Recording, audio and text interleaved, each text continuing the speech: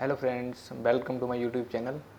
आज हम बात करेंगे कि ये जो CPO 2022 के जो मेडिकल चल रहे हैं और DB चल रहा है और रीमेडिकल चल रहा है, इसमें बहुत सारे लोगों के डाउट हैं कि इसमें क्या हो रहा है, वहाँ पे क्या नहीं हो रहा, कितने दिन चल रहा है। तो इसके बारे में हम सबसे पहले बात करेंगे कि ये जिस दिन हम जाते हैं उस दिन सबसे पहले DB होता है। तो DB में कौन कौन से डॉक्यूमेंट्स चाहिए, फिर उसके अगले दिन मेडिकल होता है। ये कुछ लोगों को रीमेडिकल मिल जाता है, तो उसमें क्या क्या प्रोसेस होता है। तो आइए स्टार्ट करते हैं हम सबसे पहले कि DB में क्या क्या होता है। तो DB में सबसे पहले वो डॉक्यूमेंट चेक करते हैं आपके कि आप हाई स्कूल की मार्कशीट, 12th की मार्कशीट और आपने जो ग्रेजुएशन किया है, BA किया है, BSc किया है, तो उसमें आपने जो डिग्री हासिल की है वो डिग्री होनी चाहिए। बहुत से लोगों का डाउट रहता है कि हम एपीरिंग में थे, तो एपीरिंग में अगर आप थे तो जो आपका जो रिजल्ट है ना, वो रिजल्ट की डेट उसकी जो 30 अगस्त में जो स्टार्ट लास्ट डेट थी उसके सब फॉर्म सबमिट करने की, तो उससे पहले आपका रिजल्ट डिक्लेयर होना चाहिए। अगर आपको बाद में होगा तो वो एक्सेप्ट नहीं कर रहे हैं, वो रिजेक्ट कर दे रहे हैं। तो जैसे हम 10th की मार्कशीट, 10th का सर्टिफिकेट होता है वो चाहिए होता है, 12th की मार्कशीट और 12th का सर्टिफिकेट चाहिए होता है। और ग्रेजुएशन की आप 1 2 3 ईयर या आपका 4th ईयर का है ग्रेजुएशन, तो आपको 4 साल की अलग अलग मार्कशीट चाहिए होती हैं और उसकी डिग्री चाहिए होती है। और आपको अगर आपकी कैटेगरी वाइज आपको OBC में है या SC में है, तो उसके लिए आपको सर्टिफिकेट चाहिए होता है। तो बहुत से लोगों का डाउट रहता है कि इसमें क्रूशियल डेट का क्या इशू है सर। क्रूशियल डेट का इशू कुछ भी नहीं है, वो 2019 से लेकर 2022 तक का मांग रहे हैं।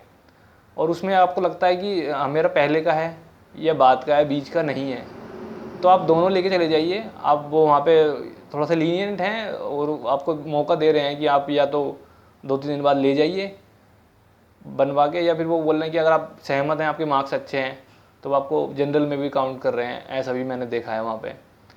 तो ये जैसे मान लीजिए आपके पास स्टेट का है, तो मैंने कुछ लोगों को देखा है कि वो स्टेट का भी एक्सेप्ट कर रहे हैं, ऐसा नहीं है। तो ये तो रहा DB का। और फिर उसके बाद किसी कुछ लोगों का नेक्स्ट दिन हो रहा है वहाँ पे, कुछ लोगों का सेम डे हो रहा है।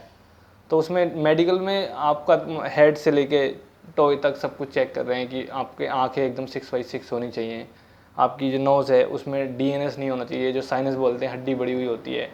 टीथ वगैरह में देख रहे हैं कि पायरिया, सीवियर पायरिया तो नहीं है।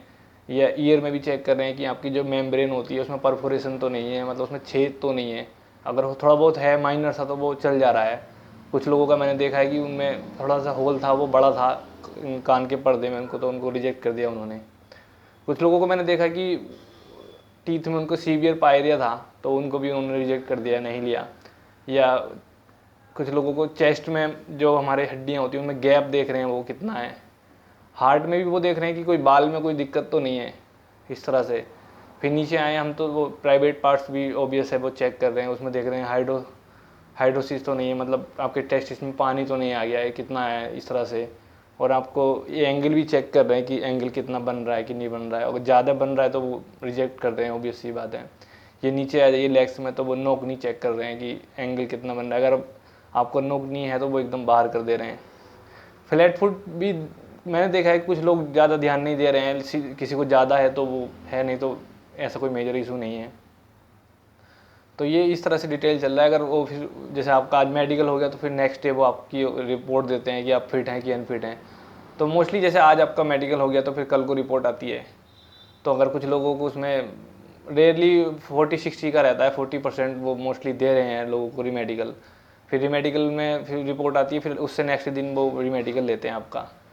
तो रीमेडिकल में भी ये है कि अगर किसी को माइनर सा इशू है तो वो ले रहे हैं, नहीं तो फिर वो बाहर कर दे रहे हैं। जैसे मान लीजिए किसी को कलर विजन है, तो कलर विजन वालों को मैंने 4 लोगों को देखा, वो अनफिट कर दिया, उनका कोई इशू नहीं था। उन लोगों वो रिक्वेस्ट भी की कि वो कह रहे थे कि बाहर से हमने लोगों को रहता है कि हमने बात कराई कि ठीक है, लेकिन नहीं, उनको नहीं लिया उन्होंने।